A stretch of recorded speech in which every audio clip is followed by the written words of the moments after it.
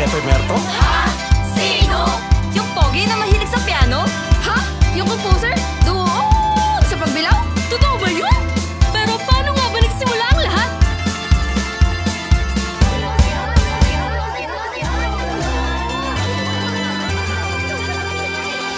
Bago umalingaw ang himno sa kabundukan ng Banahaw, mga baybay ng Lamon at sa mga bukirin ng Bundok Peninsula, may isang batang pagbilawin na mahilig sa musika.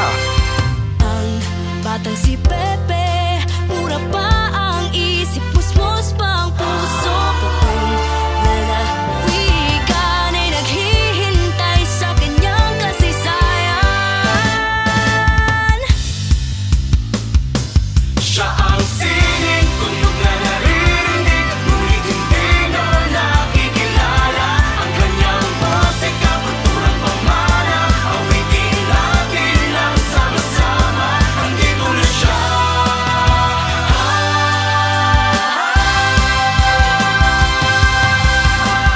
Ako si Pepe, handog ko'y musika, lumikha ng mga ganda. Ang himig ng musika ay ang kwento. Ano ang aking gagamitin, ang aking pipiliin upang simulan ang awiting ito?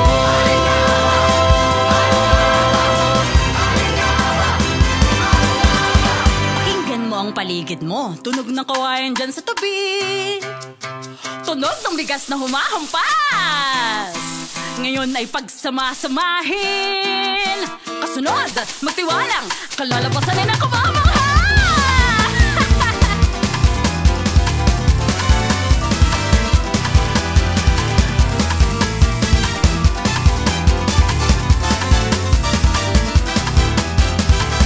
Pepe, kung ikay gagawa ng awitin, dapat ay malambing at mabagal. Ay ganare, ganare. La la la la la la la la la la.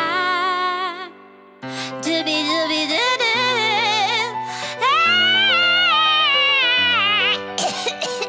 Inay, parang ang bagal ay. Ang nasa isipan ko'y para kang naglalakad. Matigas, may diin, parang ganari.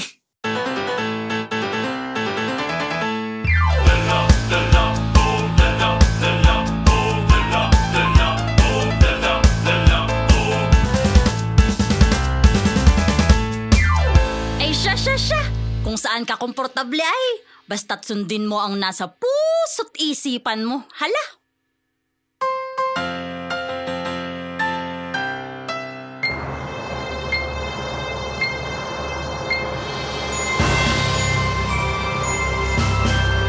At sa bawat pagpindot ng tiklado, sa bawat gabay ng ina, unti-unting nabubuo ang awit ng isang lalawigan.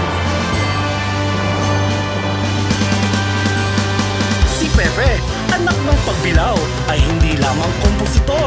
Siya ay pintig ng puso ng Quezon. Sa kanyang musika, naroon ang pagkakaisa, dangal at pagmamahal sa lalawigan. Ang bayan kong silangan ay tunay kong minamahal. Ang bayan kong tiruan, dapat natin ikarangan. Lalawigan ng Quezon ay awitin natanghal. Lalawigan ng Quezon ay ang himpilan. Ang kanyang musika ay awit ng bawat Quezonian. Noon, ngayon, at magpakailanman. Sino nga ba siya?